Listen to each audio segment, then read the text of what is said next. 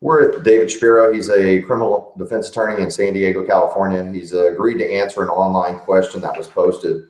With that said, David, let's get into the question. This one's related to what you should look for when hiring a criminal defense attorney. This one was from Robert. Robert asked, I've been charged with a pretty serious offense, and for the first time in my life, I need to hire a criminal defense lawyer. I think I should interview an attorney and ask him questions, but I don't know what were the right ones to ask. How can I find out if a lawyer has the legal experience and ability to properly defend me? Okay, Robert, you asked a lot of good questions there, and it's unfortunate, first off, that you're in this position, but let's go through some of the things you want to look for. A couple things is you want to contact a couple of criminal defense attorneys, obviously, who have stuff online that you can research, because there are tons of criminal defense attorneys within San Diego, within California, within the United States. And what you want to be able to do ideally is narrow your choices down to about 3 or 4, just based on your own research that you're conducting. And well, how you do that? You do that by looking at their websites. You do that by looking at any video blogs or any written work that the attorney publishes out there, whatever materials the attorney may have out there for the public to view and to help. You want to look at stuff like their AVO profile, which is a good way to compare and contrast attorneys. Not even necessarily on their AVO score, that's important, but also on their experience, on their involvement in the community, on their reputation within the community, on the number of cases they've handled and the years in practice.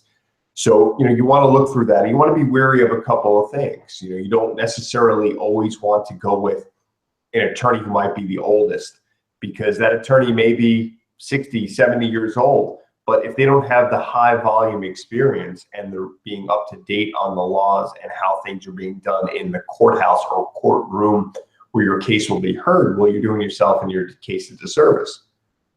Someone may be in practice for 10 years and maybe in their mid to late 30s and may have more experience than most people who are in their 50s or 60s, because that attorney, for the 10 years they've been in practice, has handled a wide array of misdemeanors, of felonies, of trials, of federal court cases, state court cases, whatever the situation may be. So you want someone who has experience in different fields within criminal law, so they're well versed and can handle things as they come up. Ideally, you want to hire and look for attorneys who have experience defending against the charges what you're facing. Obviously, if it's a DUI or if it's something common like an assault or battery or domestic violence, that shouldn't be too difficult. But if you're charged with something like sexual assault or something like that, you want to make sure the attorney you're considering hiring has experience dealing in those types of situations, because your case certainly should not be the guinea pig for that attorney when you're paying them good money, presumably. Speaking about money, you also don't necessarily need to go out and hire the most expensive attorney out there, because many times they're not necessarily the best attorney for you and for your case. Okay, but at the same time, now is not the time to try and save some money if it's going to cost a possible outcome and possibly jeopardize your future, jeopardize your financial well-being, your personal well-being, your liberty, your family's emotional well-being and financial well-being moving forward. So you want to look at a wide array of things, and you want to get it down to a couple of attorneys, and then you want to meet with that attorney, or at the very least that attorney's staff. If it's a significant decision you're making, you want to come in, meet with that attorney or their staff in their office. See how their office is, see how clean their office is, see how that attorney and their staff present themselves, because that usually gives you a good idea of what type of attorney you're going to be hiring. Because that attorney is generally responsible for the people that work with them, from the first phone call all through the meeting and the person you'll be meeting with, if not the attorney themselves. So, you want to come in and ask those questions. And you want to also be wary of offices or attorneys who are reluctant to answer your questions or who get defensive when it comes time to asking questions. Now, at the same time, I wouldn't send your prospective attorney, a questionnaire of 40 questions and say, hey, fill this out before our first meeting. But you also want to ask educated questions and good questions to show that attorney you've done your research and you're taking this case seriously. And if you're in a situation where you have someone who's being very defensive and, hey, I don't have to answer that question, I don't want to answer that question right now, something like that, well, that should be a red flag for you. It should be a red flag for a couple of reasons. One is you want to make sure that your personalities mesh well with the attorney you hire or the attorneys that you hire. And also you want to ask, well, why is that attorney being defensive? Are they just a nasty person? Are they in a foul mood? Are they not prepared for this meeting? Do they not know the answer and they're trying to, cover things up? So all those factors go into it. And you also want to see how that attorney is received in the community in which they practice. Many people could look good on a website. Many people could list awards that they've earned or that they've paid for. But if that attorney does not have a reputation in the courthouse where your case will be heard, and particularly if that attorney has a poor reputation in the courthouse where your case will be heard, you are going to suffer. Your case is going to suffer, and that's not right.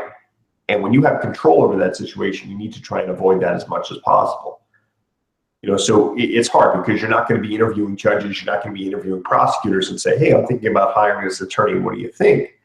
But you could use your own intuition and ask around and try and get a feel for what type of attorney that is, what type of person that is, how they're well received.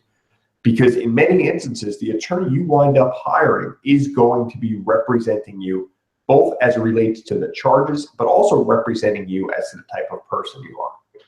So if you go in there with an attorney who's not well received, who does not have credibility, who is abrasive to court staff, to judges, to prosecutors, your case may suffer because of it. All else being equal, you're not going to get the same treatment that someone who has a pristine reputation within that courthouse, with the clerks, with the judges, with the bailiffs, with any and all court staff, whatever the case may be, and also with the prosecutors.